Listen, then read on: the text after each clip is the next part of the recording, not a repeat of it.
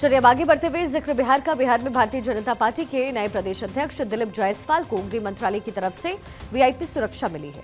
केंद्र सरकार ने बीजेपी नेता को Y+ सिक्योरिटी मुहैया करवाई। अब सीआरपीएफ के जवान इनकी सुरक्षा में काम करेंगे। आपको जानकारी दे दें कि दिलीप जायसवाल को इंटेलिजेंस ब्यूरो की थ्रेट रिपोर्ट के आधार पर गृह मंत्रालय ने सुरक्षा दी। पिछले दिनों बिहार बीजेपी के संगठन में बड़ा बदलाव हुआ। पार्टी ने दिलीप जायसवाल को नया प्रदेश अध्यक्ष बनाया और इससे पहले सूबे की जो कमान है वो डिप्टी सीएम सम्राट चौधरी संभाल रहे थे। दिलीप जायसवाल मूल रूप से खगड़िया जिले के रहने वाले हैं। उनकी सीमांचल इलाके में अच्छी खासी पकड़ मानी जाती है। वो पूर्णिया, अररिया और किशनगंज क्षेत्र से 3 बार के एमएलसी भी हैं।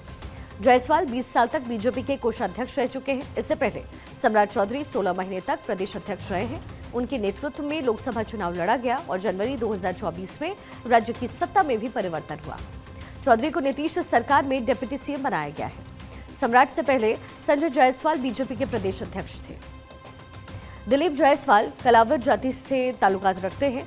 माना जा रहा है कि बिहार विधानसभा चुनाव से पहले बीजेपी ने राज्य के सबसे बड़े वर्ग को साधने के लिए अभी से रणनीति बनानी शुरू कर दी है और यही वजह है कि बीजेपी ने 16 महीने बाद एक बार फिर से अत्यंत पिछड़े वर्ग के बड़े चेहरे माने जाने वाले दिलीप पर दांव लगाया। इसके साथ ही पार्टी ने अपने कोर वोटर्स का भी पूरा ख्याल रखा है। दिलीप पर दांव क्यों खेला गया ये आपको समझना यहाँ जरूरी है।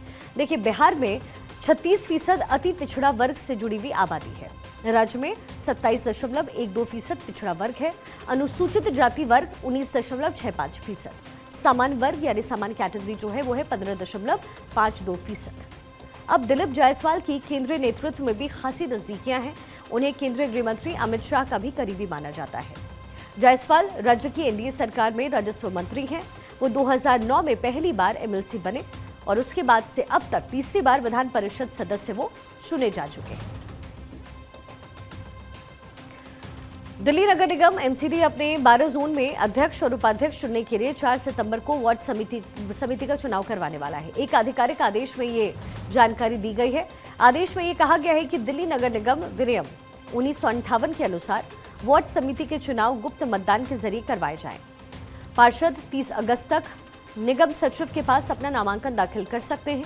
1.5 साल से लंबित हो रहे वार्ड समितियों के चुनाव की घोषणा के बाद फिर से चुनाव में पेंच फंस सकता है।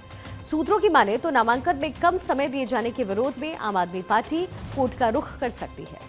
सूत्र कहते हैं कि आपके कुछ पार्षदों ने तबियत खराब होने से लेकर शहर से बाहर होने की सूचना भी महापौर को दी। ऐसे में पार्षदों की अनुपलब्धता पर आप कोर्ट का रुख करने पर विचार कर रही है। तकरीबन 1.5 साल के इंतजार के बाद आखिरकार निगम की वार्ड समितियों के चुनाव की घोषणा कल बुधवार को हुई। निगम आयुक्त अश्विनी कुमार ने चुनाव की तारीखों को मंजूर भी कर लिया है और अचानक हुई तारीखों की घोषणा से राजनीतिक दल अब प्रत्याशियों के चयन में जुट गए। भाजपा ने अलग अलग नेताओं की जोन अनुसार जो जिम्मेदारी है वो तय कर पार्षदों की प्रत्याशी पर आम सहमति बनाने की कोशिश शुरू की है। खास बात यहाँ ये है कि 12 वार्ड समितियों के चुनाव एक ही दिन में 4 सितंबर को करवाए जाएंगे। सुबह 10 बजे से शाम 4 बजे तक 2 अलग अलग सभागार में ये होने वाला है। इसका आयोजन इस समय सभी पॉलिटिकल पार्टीज कर रही है।